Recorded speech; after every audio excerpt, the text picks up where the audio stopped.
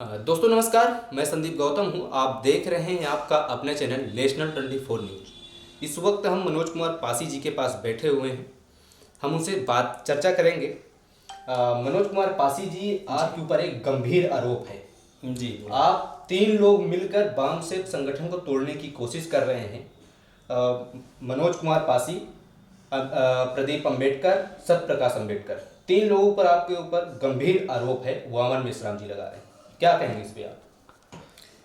देखिए, तोड़ फोड़ के लिए आदरणीय वामन मेश्राम साहब जो कह रहे हैं, इस संबंध में मैं सिर्फ इतना ही कहना चाहता हूँ कि तोड़ फोड़ करने के लिए कहना और उसके लिए सबूत देना दोनों अलग अलग बातें हैं। अब वो कह रहे हैं तो तोड़ फोड़ करने के लिए वामसेप संगठन, इतनी बड़ी जो संगठन है राष्ट्रीय अंतर्राष्ट्रीय लेवल का, उसको तोड़ा फोड़ा नहीं जा सकता है। बशर्ते इस समझदारी का सिर्फ फर्क है। 1 फरवरी को हम लोगों के द्वारा कानपुर में एक बैठक की गई। वो बैठक इस आशय से हम लोगों ने बुलाया कि ये बैठक इसलिए बुला रहे हैं क्योंकि उत्तर प्रदेश में जो चुनाव को लेके हमारे राष्ट्रीय अध्यक्ष जी गंभीर दिखाई नहीं दे रहे थे। सारे साधन संसाधन ऑफिस में खड़े और बड़े से बड़ा कार्यकर्ता सिर्फ ऑफिस में रह रहे थे। और दूसरी एक बात कि लगातार संगठन में चुनाव के समय में एक एक करके किसी न किसी के ऊपर कार्रवाइयां हो रही थी।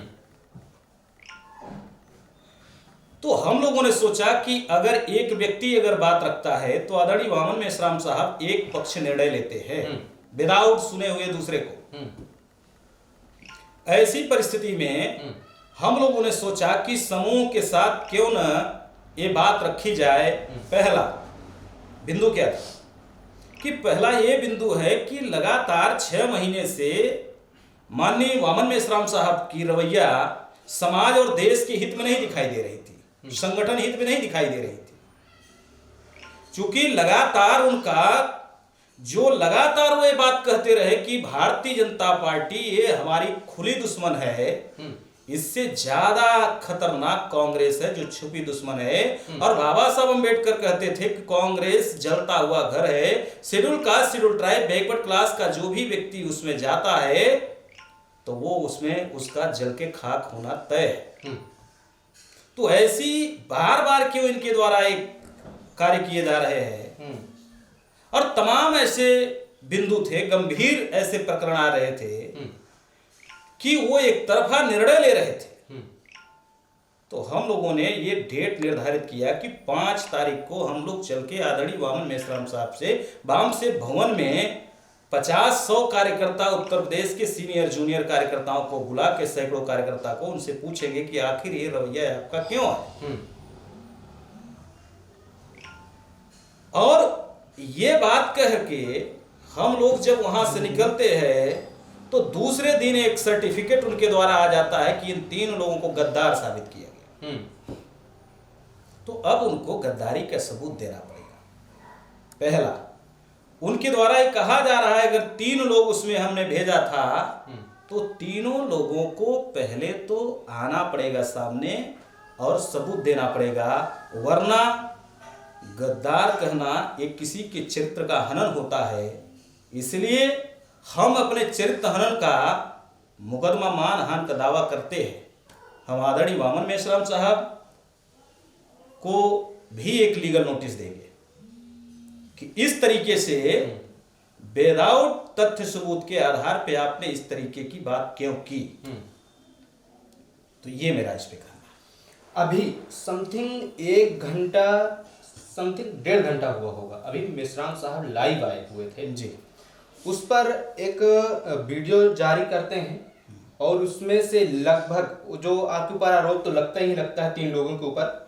उसके बाद 18 से 19 लोगों के नाम लिस्टेड एक प्रिंट निकाल कर उसमें से नाम पढ़ते हैं कि उन लोगों को इजाजत दिया जाता है, उनमें से जो लोग प्रदीप अंबेडकर, मनोज पासी और सत्यप्रकाश अंबेडकर के ऊपर एफआईआर करना चाहते हैं, उनको संगठन की तरफ से पूरी शक्ति के साथ उनको सपोर्ट किया जाएगा, इस पर आप क्या कहेंगे? आपके ऊपर एफआईआर होने वाले हैं। एफआईआर करने के लिए संवैधानिक व्यवस्था है, कोई किसी के ऊपर कर सकता है, लेकिन आरोप सिद्ध करना आसान नहीं होता है।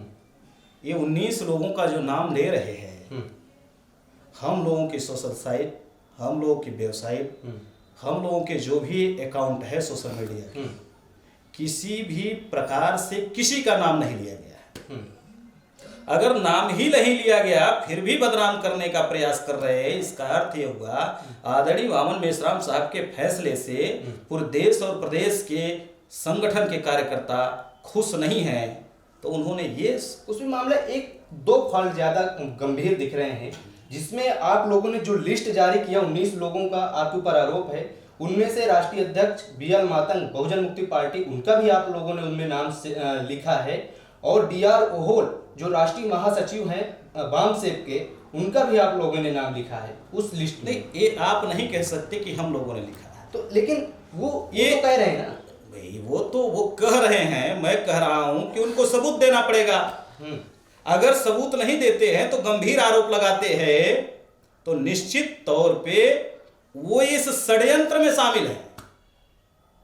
झूठा आरोप, प्रोपेगेंडा करना, चूंकि सिद्धांत से समझौता करने के बाद कुछ बचता नहीं है। अच्छा, अभी उसके बाद वामन मेश्राम जी के बाद जो राजकुमार थोराट हैं, इंडिया लेवल के उनके राष्ट्रीय अध्यक्ष हैं, वो भी लाइव आकर यही बातों को कह रहे थे, यही सारे मुद्दों को लेकर। देखिए, वो सीनियर अधिवक्ता है और एडवोकेट राजकुमार थोराट जी सुप्रीम कोर्ट के लॉयर्स हैं, और लॉयर्स का जो संगठन है उसके वो राष्ट्रीय प्रभारी भी हैं। तो हमें उनके ऊपर इतना कहना है कि आपके मुंह से गद्दार कहना, ये चरित्रहनन का मुकदमा बनता है आप पे, और ये कहने से आपको परहेज करना चाहिए था, लेकिन आपने नहीं किया। आप लीगल नोटिस देते हैं, सारे लीगल नोटिस का जवाब देंगे, और फिर हम भी हाई कोर्ट में खींचते हैं, फिर आप लोगों को जवाब देना पड़ेगा। अभी मैं सोशल मीडिया पे बहुत सारी बात डिस्क्लोज नहीं करना चाहता हूँ, और नहीं तो ऑल इंडिया को ये पता चल जाएगा कि वास्तव में इस वामसेप की जो बड़ी तंजीम है, जो ऑर्गेनाइजेशन है, संगठन है, इसके मुखिया और इनके द्वारा जो कमेटी है वो कितना ज़्यादा गलत कार्य कर रहे हैं। ये सारा मैं डिस्क्लोज कर सकता हूँ, लेकिन हम एक मर्यादित व्यक्ति है। सोशल मीडिया का उपयोग आदरणीय वामन मेश्राम साहब जैसे आगे आगे करते जाएंगे, वैसे पीछे पीछे हम भी करते चलेंगे, और वो न्यायालय में जाए। मैं ये चाहता हूँ, मैं चाहता हूँ कि आदरणीय वामन मेश्राम साहब, माननीय एडवोकेट राजकुमार थोराट साहब, आप लोगों से मेरा विनम्र निवेदन है कि आप लोग जाइए, लीगल नोटिस दीजिए, उसके बाद हम आपको कोर्ट में चैलेंज करते हैं, फिर आपकी फजीहत होगी पूरे देश दुनिया में, और इसके जिम्मेदार आप होंगे। शुक्रिया हमसे बात करने के लिए। तो आप थे मनोज कुमार पासी जी, जो वामन मेश्राम और राजकुमार थोराट के बातों को खंडन करते हुए काफ़ी चीज़ें सामने रखा। तो इस वीडियो में आपका क्या कहना है, आप कमेंट्स बॉक्स में जाकर अपनी राय जरूर देंगे। शुक्रिया।